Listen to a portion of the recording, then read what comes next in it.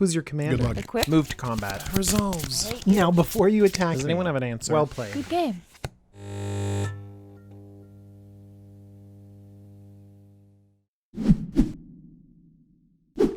Hello Magic players, my name is DJ and this is the Jumbo Commander YouTube channel. Except right now you're not looking at Commander, you're looking at some Singleton on Arena because Arena is running a free Singleton event right now and I've been really enjoying the format, especially because I can play some of my favorite decks. This is an aggressive white weenie list for Singleton. And I mean, the defining characteristic of this deck is the curve. Look at this. I mean, we stop our curve at 5 and there's only 3 cards up here. And Venerated Loxodon, we're not going to be casting this for 5. We're going to be tapping some creatures. Actually, I'm going to move this Finale of Glory up there. And this can really hit any point in the curve. But you know what? If we're talking about the power curve of this deck, let's start at the 1-drop slot. Let's talk about 2 1-for-1 with Dauntless Bodyguard, 2 2-for-1 Leonin Vanguard, 2 1-for-1 Skymarcher Aspirant, 3 3-for-1 Snubhorn Sentry, and a 1-1 that can flip into more and more 1-1s with Legion's Landing. All of those 1-drops have amazing power to CMC ratios, and it keeps going as I move up the curve with my creature count. Adanto Vanguard is an excellent attacker. Bounty Agent is a utility card, being able to take out awesome creatures and enchantments across the board. Paladin of Atonement seems a little weak, but it actually does a really good job when I'm playing against other aggressive strategies or racing or something that comes down a little bit later in the game with higher impact. This was one of my later additions, and I cut some of the 2-1 first strikers for 2 in place of this, and I've been pretty happy with it too. Remorseful Cleric has evasion and a special ability. Same thing with this Silverbeak Griffin, evasion. Tomik also has evasion as well. And then we have some others that have some really strong abilities. Tithe Taker taxes our opponents and has that afterlife effect. And Huatli Honor Guard is really strong against some decks, even though it doesn't attack as well as the other ones.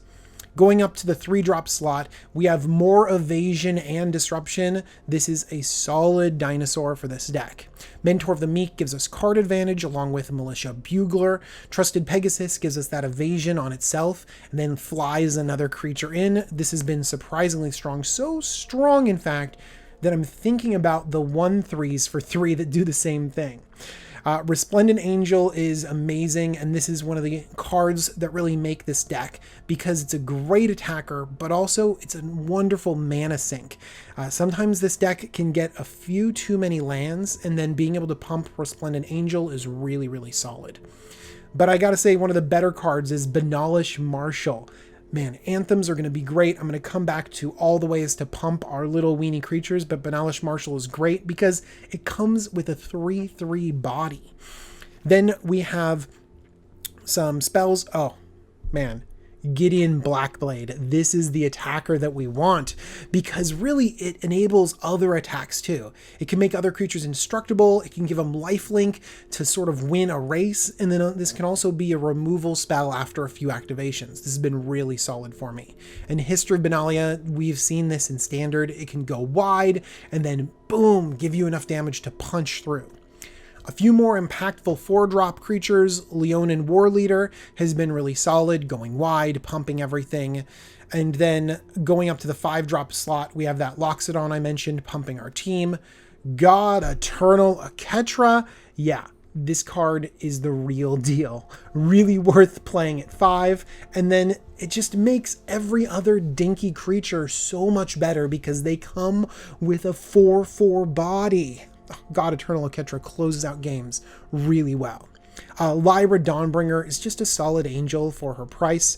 I also like the synergy with Resplendent Angel because we got a few angels going on in here. And then finally, Finale of Glory. Best when you cast it for 12 mana, but hopefully you don't need to. This is really great any point along the curve. You play this for 4 mana and it's fine. You play for 5 or 6 and it gets even better. So this is really fantastic all along the curve. So we essentially have the creatures in our mind. We have all the best creatures in white below 5 drops, and we have creatures that have evasion, We have creatures that have high power to casting cost ratios, and we have creatures that have incidental disruption on them as well as attacking. And so that's been the theme of some of these creatures, and then we can support them with pump effects like Gird for Battle, okay, like Pride of Conquerors, okay. Unbreakable Formation is one of the best cards in this deck because it also provides levels of protection for these creatures as well. Same thing goes with Make a Stand, this overall pumping effect with protection.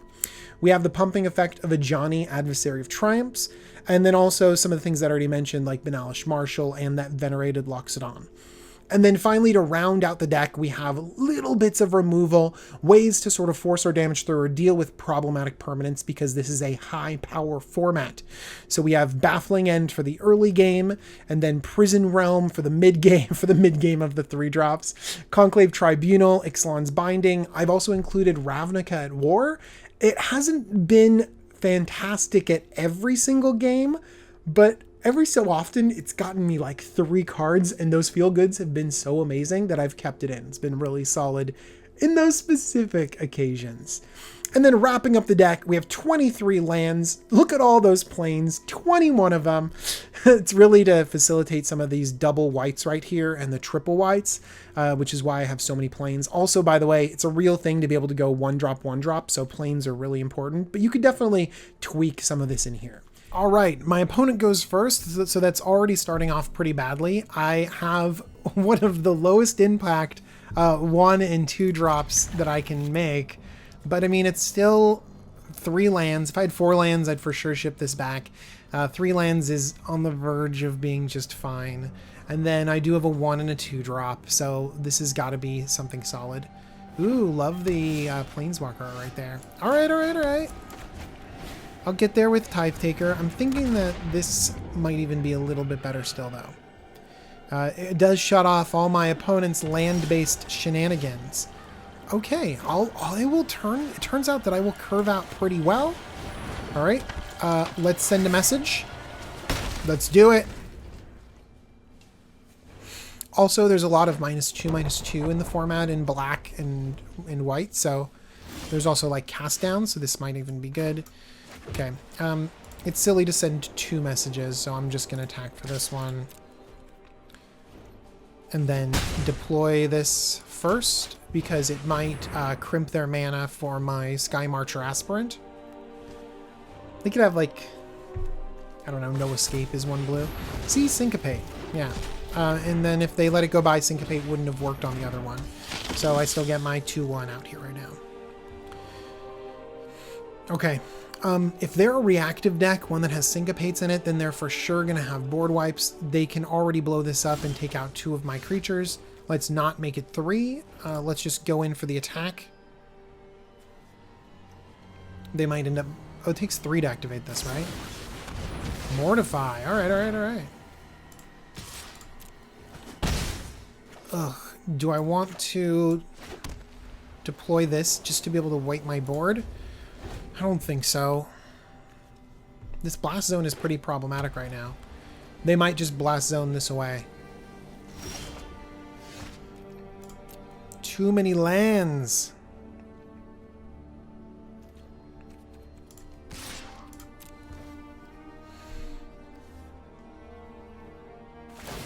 Yep. So they're going to blast zone it away, which is kind of expected. And then let's Leonin Vanguard. There's no reason to keep lands in my hand, so we'll end the turn. Maybe they might have discard. Who knows? But that... See, sometimes... Oops. I think I missed out on a life, right? There's 2 other creatures. 3 or more creatures, so I'm fine. 15. Ugh, they have so many cards, too. Alright, well that's gonna eat Conclave Tribunal. Ooh, Mox Amber, fancy! That's so fancy. Alright, so let's do this, and then I'll tap.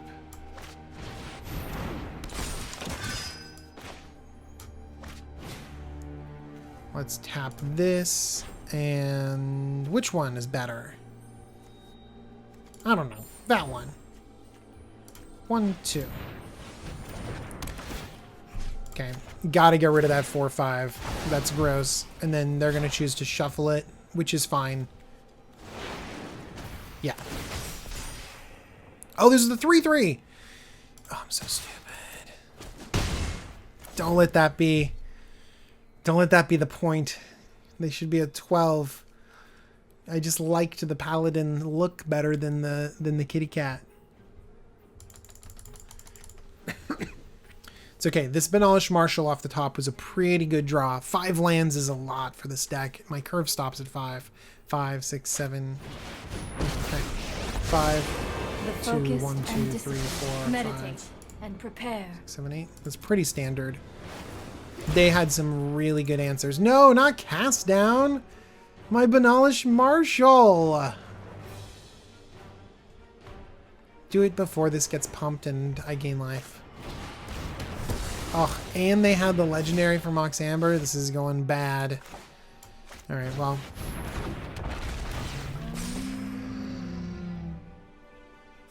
I think I prevent them from getting another card.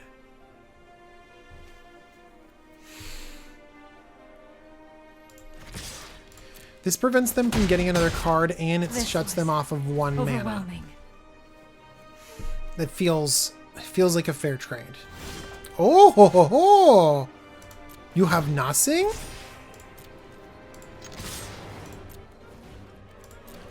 By the way, this paladin has been super bad this game. I talked about how I've been enjoying how it performs. Not right now. God, his wrath. Let's just give my creatures indestructible. And then...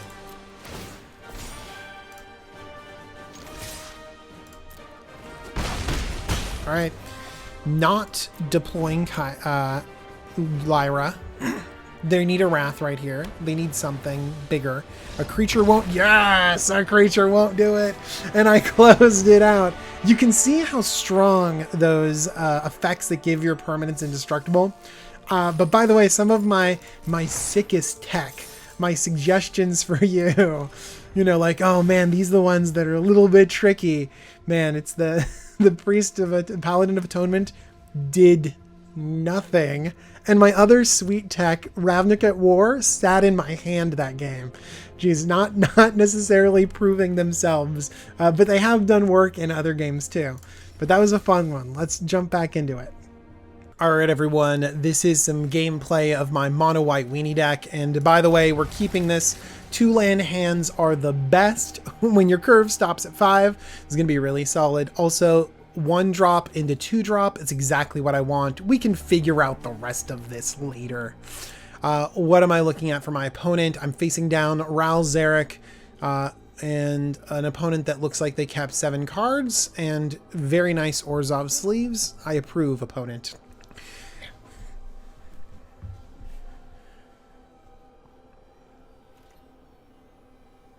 Nope, just kidding. Opponent kept 6. London Mulligan rule is on Arena, so that's really solid. I love, by the way, the ability to always sacrifice my Dauntless Bodyguard. No more auto-passing for me. Alright, they're a little bit slow out the gates with an Evolving Wild, so I'm pretty excited to have this Adanto Vanguard come down and start smashing in for more damage. They are black, which means that they might have some interaction. That might not be good, but we'll just keep smashing. That's what this deck does, really, is we just want to keep smashing our opponents like crazy. Black has things like -1, -2, -2, and so it would take out my Adanto Vanguard, and I'm not too excited about that. White, on the other hand, I have a black-white life gain deck. I have a... Ooh, all right. I'm pretty sure I'm going to Baffling End that, just to sort of force through more damage. Except for now I have a 3 drops off. Yeah, okay. I'm going to Baffling End that.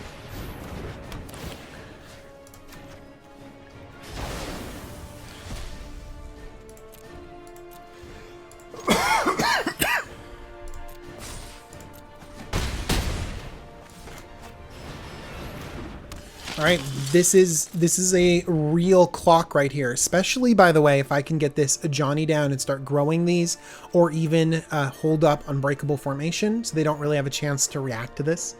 If I go with Unbreakable... Okay, maybe I will just shoot off Unbreakable Formation to try to get the damage through. I don't even know. We could also follow it up with a Pegasus. So if I trade this away, then we get a 1/1 that seems pretty mediocre. 3, 4, 5, 6, 7, 8. Okay. I think I can force more damage through later if I have this Trusted Pegasus. So I'm going to go to attacks, and I'm going to come in with just the Adanto Vanguard. He's not going to block, and I'm going to hit Rao for 3 more. Trusted Pegasus will come down. I feel like this kind of deck, the kind of deck that has this Paladin and this Martyr, for sure does not have these low drop 3 CMC board wipes that I'm really afraid of, like Cry the Carnarium. Petrified of that card. So hopefully right now this will just close out the game. Enters the battlefield tapped. Oh, I'm sorry. Let's see here. 3, 4, 5, 6, 7, 8, 9, 10, 11, 12, 13. They block 3. Yeah, this is just lethal. Oh, I also could play Ajani.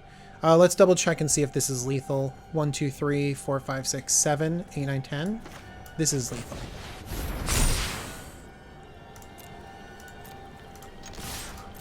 Four attackers. Give this big old dude flying, and then suddenly you can only block 3 damage, and that leaves 10 on the board. And that has been exactly what White Weenie is supposed to do. Let's give Rao the GG. Good game, Rao. My deck lined up particularly well against yours. Notice how I curved out, only hit 4 lands at the very end. So this is what White Weenie can do. And this is my mono white stompy weenie aggressive smash your face until I play a Lyra and a God-Eternal Oketra and I smash you even more. All right, everyone, I hope you enjoyed the deck tech, and I hope you can take this out and run over your opponents with it. All right, everyone, I'll see you really soon with more Commander content and maybe even a little bit of Singleton content. All right, bye.